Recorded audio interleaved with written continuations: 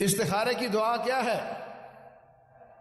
اللہم انی استخیرک بعلمک، یا اللہ میں تیرے علم کا واسطہ دے کر خیر طلب کرتا ہوں، واستقدرک بقدرتک، تیری قدرت کا واسطہ دے کر تیری قدرت حاصل کرنا چاہتا ہوں، واسألک من فضلک العظیم، میں تیرا عظیم فضل مانگتا ہوں،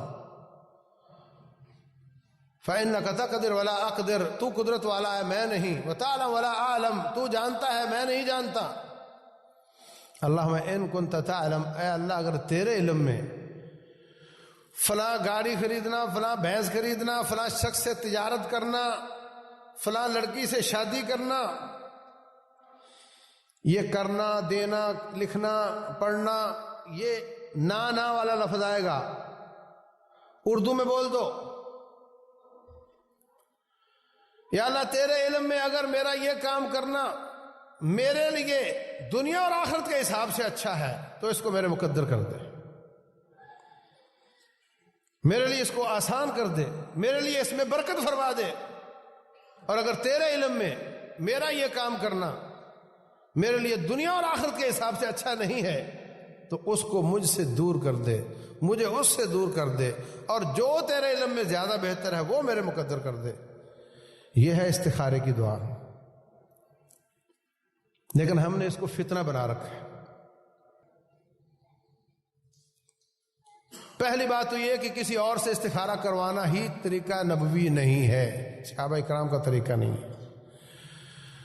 دوسری بات یہ کہ استخارے کے بعد سونا، اس کا کوئی تعلق نہیں کہ سونا چاہیے، خواب آنی چاہیے، اس کا کوئی تعلق نہیں۔ آپ گاڑی پسند آ گئی، کاغذات چیک کرو، مستری کو چیک کرواؤ، بولو مجھے 5 منٹ دے دے، آئے جا کر کے 2 رکعتیں پڑھے، استخارہ کر کے جا کر اس کو خرید لیں، یہ ہے استخارہ۔ اگر وہ آپ کے لیے اچھی نہیں تو آپ کے جانے سے پہلے آپ کو کوئی اور چیز یاد آ جائے گی، آپ کو کسی اور کا فون آ جائے گا، اس کو کسی اور کا فون آ جائے گا، وہ بک جائے گی، آپ کو نہیں ملے گی۔ اگر آپ کے لیے اچھی ہے آپ کو مل جائے گی انشاءاللہ۔ یہ تصور کہ اس کو سونا ہوتا ہے، سونے کے بعد پھر وحی آتی ہے اور وحی میں بتایا جاتا ہے کہ یہ ایسے ہے، یہ ویسا ہے، یہ ٹوٹل تصور غلط تصور ہے۔ اور پھر بعض لوگ کہتے ہیں جناب کہ میرا ذہن نہیں بنا، وہ بولے استخارے کے بعد ذہن بنتا ہے، یہ بھی غلط تصور ہے۔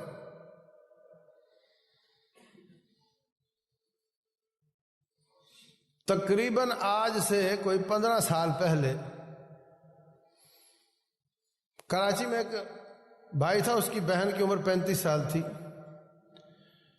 مجھے کہتا ہے اس کی شادی کرنی ہے، تو مجھے ایک رشتہ نظر آیا، میں نے کہا بھائی یہ اچھا بھائی ہے، اس سے بہن کی شادی کر دو۔ تو وہ گیا، اگلے دن آ کر کہتا ہے جی استخارہ ٹھیک نہیں نکلا۔ بہت سمجھایا کہ استخارہ نکلا نہیں کرتا، یہ نکلنے کی چیز نہیں ہے۔ کہتا ہے جی استخارہ ٹھیک نہیں نکلا، آج تک وہ کنواری بیٹھی ہوئی، آج تک اس کا استخارہ ٹھیک نکلنا ہی نہیں۔ شیطان نے ایسا چکر چلایا ہوا ہے کہ وہ جو ایک مسنون چیز تھی اس میں بھی لوگوں کو فتنے میں ڈالا ہوا ہے۔ شیطان تو چاہتا ہی نہیں کہ شادیاں ہوں، شیطان بالکل نہیں چاہتا شادیاں ہوں۔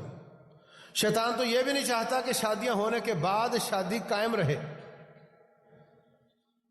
وہ تو سارے گناہوں سے زیادہ اس گناہ پر خوش ہوتا ہے کہ کوئی کسی کو طلاق دے دے۔ وہ تو کبھی نہیں چاہتا شادی ہو۔ اور دیندار لوگوں نے کیا چکر شروع کیا ہے، وہ جی مولوی صاحب سے کہو کہ وہ ہمارا استخارہ نکال دے۔ بھئی تمہارا استخارہ کہاں گھسا ہوا ہے کہ اس نے نکالنا ہے؟ اور دعا تو حدیث میں یہ آئی ہے کہ یا اللہ یہ لڑکی میرے لیے اچھی ہے تو میرے مقدر کر دے۔ تو اگر وہ تیری منگیتر کا استخارہ کرے بغیر تو وہ تو کہے گا یا اللہ میرے لیے اچھی ہے تو میرے مقدر کر دے، تجھے کیا ملے گا؟ یا پھر وہ استخارہ بدلے گا۔ تو یہ عجیب بات ہے، ایسا زمانہ آ گیا ہے کہ کہتے ہیں بھی ہمیں کچھ نہ کرنا پڑے، ہر کام کوئی اور ہی کر جائے۔ رسول اللہ صلی اللہ علیہ وسلم اپنے آپ کو دم کرتے ہیں، اپنے بچوں کو دم کرتے ہیں، اللہ تعالیٰ ان کو شرارتوں سے محفوظ رکھتا ہے۔ ہم کہتے ہیں نہیں، شرارتیں ہو رہی ہیں، بس کوئی آئے اور کر جائے، ہمیں کچھ نہ کرنا پڑے۔